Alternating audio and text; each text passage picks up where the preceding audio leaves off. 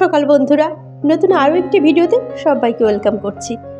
সকাল সকাল চলে এসেছি রান্নাঘরে। এখন প্রায় 7টার মতো বাজে।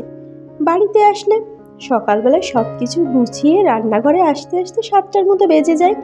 আর আজকে কিন্তু ভীষণ ভালো রোদ উঠেছে, বেশ একটু ঠান্ডাটাও তাই জন্য কম। তো আমি না চুলোয় পাতা দিয়ে জাল দিতে পারছিলাম না, তাই দিদি এসে বলল যে আমি চুলাটা ধরিয়ে দিচ্ছি, তুমি আমাকে সবজিগুলো সব কেটে দাও। সবজি কাটতে বসে গিয়েছি। যেহেতু আমরা এখন নিরামিষ খাচ্ছি, তাই জন্য আজকে সব সবজি দিয়ে লাবড়া রান্না করা হবে। গতকাল এই কুমড়োটা দিয়ে না চাকচাক করে ভাজি করেছিলাম, বেশ ভালো মিষ্টি আছে। আর নিরামিষে যদি একটু কুমড়ো দেওয়া হয় বেশি করে, খেতে কিন্তু ভালো লাগে, বেশ একটু মিষ্টি মিষ্টি হয়, সবজিটাও একটু ঘন হয়। কলা কেটে নিচ্ছি। আর এগুলো এখন সকালবেলা রান্না হবে না, দুপুরের জন্য সব গুছিয়ে রাখছি। আর এখন যেহেতু শীতকাল, বেলাটাও একটু ছোট, তাই সব একবারে গুছিয়ে রাখছি। আমি আবার খুব ভালো নিরামিষ রান্না করতে পারি না, দিদি আবার খুব ভালো নিরামিষ রান্না করে। বেশ একটু নামানোর আগে সর্ষে বাটা দিয়ে নামায়, বেশ ভালোই লাগে খেতে। বাড়িতে আসলে বেশ আনন্দেই দিনগুলো কেটে যায়। রান্নাঘরে রান্না করতে করতে গল্প করা হয়, আবার খাবার টেবিলে তখনও কিন্তু জমিয়ে আড্ডা হয়।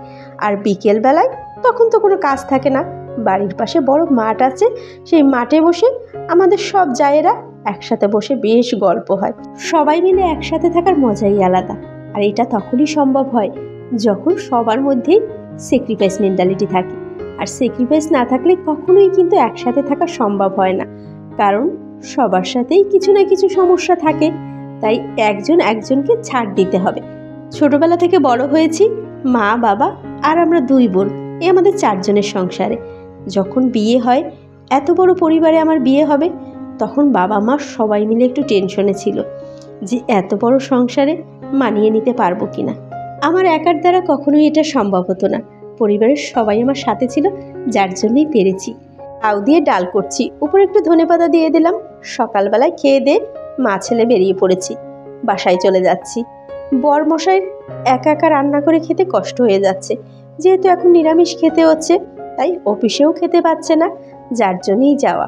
বলো 1 সপ্তাহের জন্য আসো, তারপরে আবার যখন দশার মন্ত্র হবে তখন নয় চলে যেও। 9:30টায় গাড়ি আসার কথা, এখন 9:43 বেজেছে, তাও কেন গাড়ি আসছে না? ছেলে তো আর বুঝতে পারছে না যেটা বাংলাদেশ, এখানে নির্দিষ্ট টাইমে কোনো কিছুই হয় না, সব কিছুতেই লেট হয়। তাই 9:30টার গাড়ি 10টার মধ্যে চলে আসছে।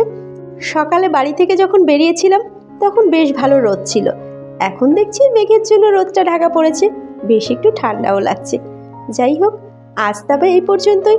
নতুন ভিডিওতে আবার দেখা হবে। সবাই ভালো থাকবেন, টাটা।